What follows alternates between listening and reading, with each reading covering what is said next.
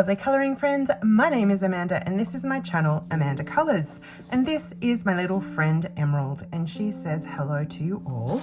We are here today with a fun little video that I will get to in a minute, and this actually relates to the video. I recently learned, well, I actually knew the two facts separately, but I'd never really put them together. So our human bodies are made up of 72% water and the rest is other body stuff.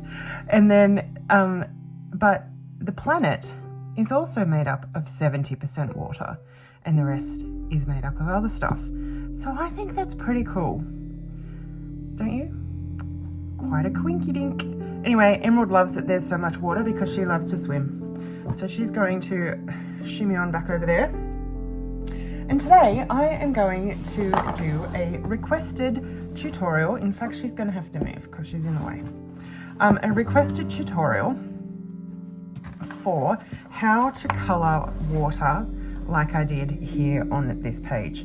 So I actually saw this on a TikTok video, and if I can find it again, I will link to it in the description, but I might not be able to. And it is a super simple way to get really effective water with we literally only need 3 markers and a white pen. So I have decided to I have this book here, Comfy Days by Coco Wyo, and I just found a page that has, I've not colored in this yet, that has some water. And basically all we need to do is layer the markers up. So we start off with our palest marker, and what I'm doing, I'm using markers from the Ohuhu pastel set. So we have Ohuhu markers, and these are the colors we are using. We're using pale grayish blue, light blue, and pale blue. So my lightest color is pale grayish blue, B220. So what I'm going to do is I'm going to cover the whole water area. Oh, I need a backing page. I will use these Ohuhu backing pieces of plastic. Hopefully, yeah, that covers, okay. So I'm just going to cover the whole section with my lightest color. These Ohuhu markers are super juicy, so when you first get them, be aware that they will bleed quite a lot over your black lines. So you're going to want to use something that is that has quite thick black lines. And you're probably not going to want to go right up to the lines because you want to make sure that you're not going to bleed too much over. Now, I get a lot of questions from people asking me how I stop my colors from bleeding. The truth is that my colors bleed. You can see it right there already. Like, where are we? See in that spot there? So it happens. It's going to happen. I don't know of a foolproof way to not make them bleed, but I just colored the wrong bit then. But I just try to go over it with other alcohol markers and dilute it with the color that I want to color in that area. So that will be gray probably because it's part of a tin can, and I'll just cover it up. Sometimes that's not possible and you just have to put up with the fact that you've bled through. The other thing is, if for example I'd gone outside here and got it where I want white to be, I'll just cover it with a white gel pen. And that way you kind of cover it up a bit and it doesn't look quite as messy.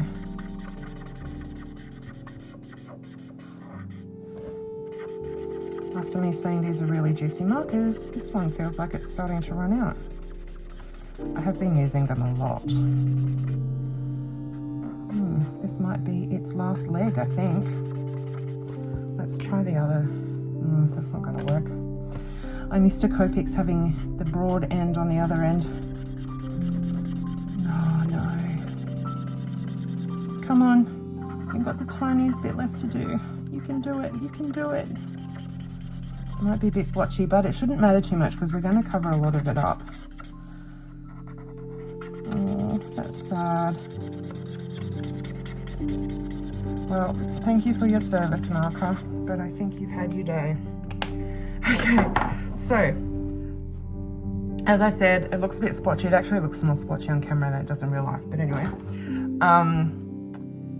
that's okay. So then what we do is we get our medium color, which in this case is pale blue 120, B120, and then we're going to go through and do a whole bunch of like organic blob shapes. So I might do it actually with the brush end and just do a whole bunch of blobs. You kind of want them to fit in around each other. See, I've done those too close. There's not enough space around them because you want some of the lighter blue to come through. You want it to look natural and organic. You don't want them to be too square or too perfectly round.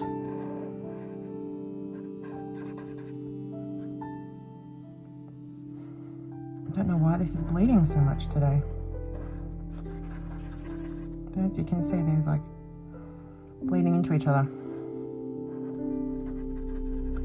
But you just want to fill the whole area with these splodges.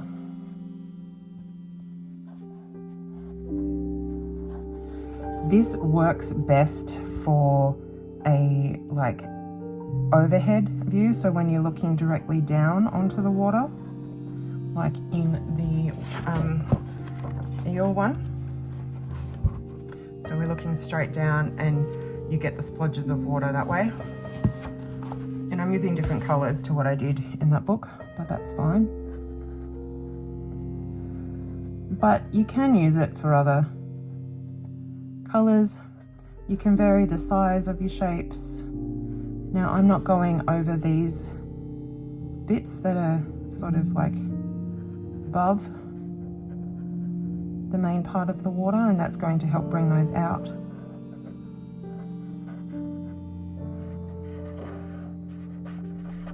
Just organic shapes, different sizes, going around things that are in the foreground.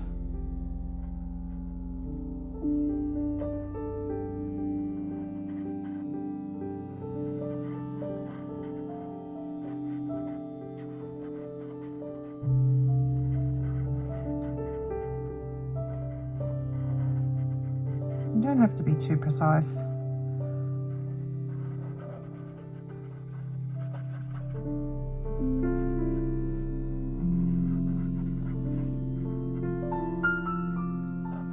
So basically what we're doing is building up layers of shadow and light, which is basically how we get the look of water when we're colouring. It's all reflection and shadow.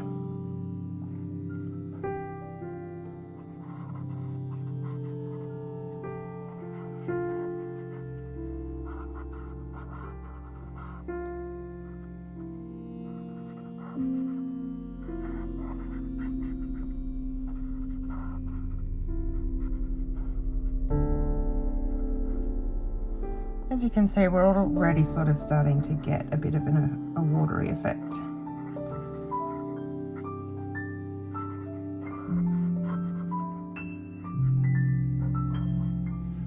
Okay, so then what we do is we get our darkest colour, which in this case is a B25 light blue, and we go through and add in extra shadow. So I'm going to go in under, so the sun's here, so we're going to have shadow on this side, probably a bit deeper than that.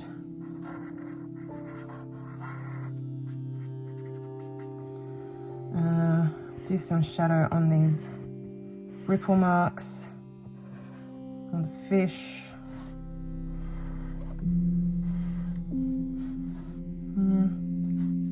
That can will probably cast a shadow.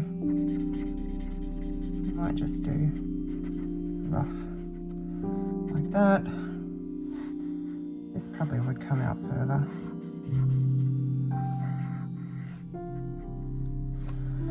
So yeah, you're just adding in your shadows. Might do this shadow. And then the next thing you're going to do is add in all your white lines. So basically, what you do is you repeat the step where you've made these mid-blue blobs, but you do it as line art with a white pen, and you don't do it in the same place. So it's actually good to kind of do them overlapping the shapes beneath. And that's how you get the effect of like ripples and that kind of thing on the surface of the water. So I'm using my Uniball Sino white marker. Here it is. White pen, I mean. And it's pretty much my favorite white pen. I've seen all the reviews and even, you know, videos and things, and even the ones that they recommend I don't necessarily agree with. So I actually buy these in bulk and use them a lot. So I'm going over the marks a few times. I probably should actually have let the alcohol marker dry more, which I would recommend. And I'm going to go over these ripple marks with the white marker, the white pen as well. Right up to the fish, so the water is covered. And I will go back and fix up these black lines just with a black pen. I like to use the Sharpie, what are they called? Just Sharpie pens. They're my favorite pens just to write with and everything. But I use them to touch up my lines.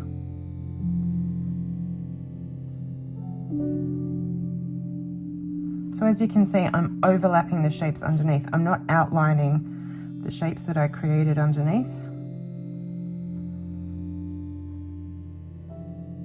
I'm creating other shapes on top.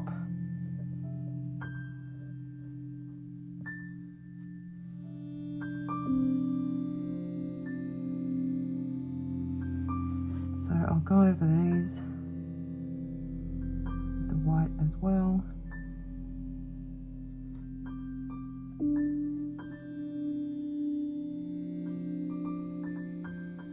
Now, I am not an expert at creating different effects.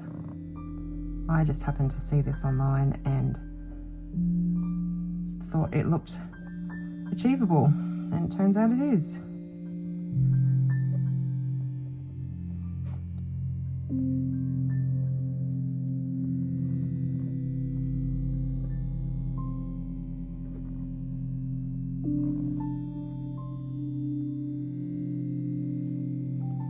So we'll just keep doing that. For some reason, the white marker is actually reacting with the ink underneath. Not the alcohol marker ink, but the printed ink. I might have to come back and do an extra layer of that when it's dry.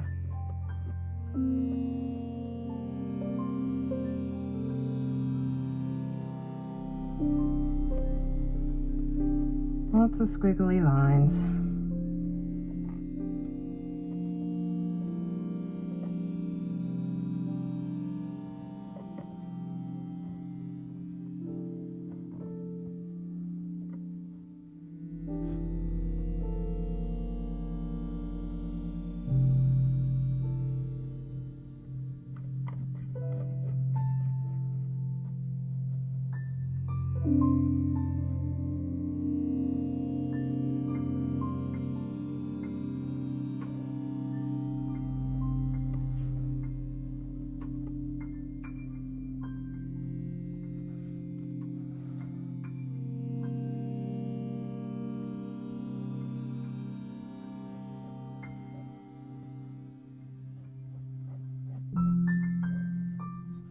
probably would normally wait to do this white pen until right at the end after I've coloured everything else, but because I wanted to show you the technique, I've just done it all now.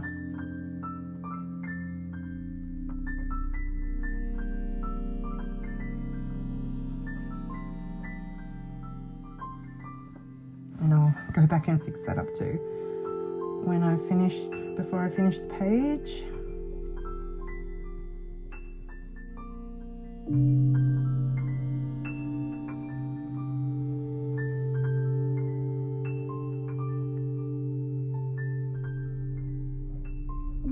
As you can see, it's a pretty simple process. It's just a matter of layering things up.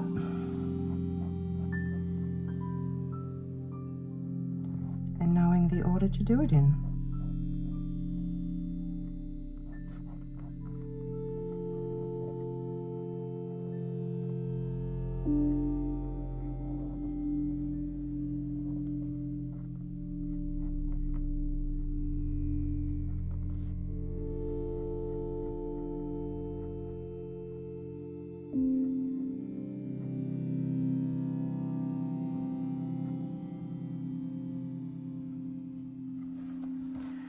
So that is, here.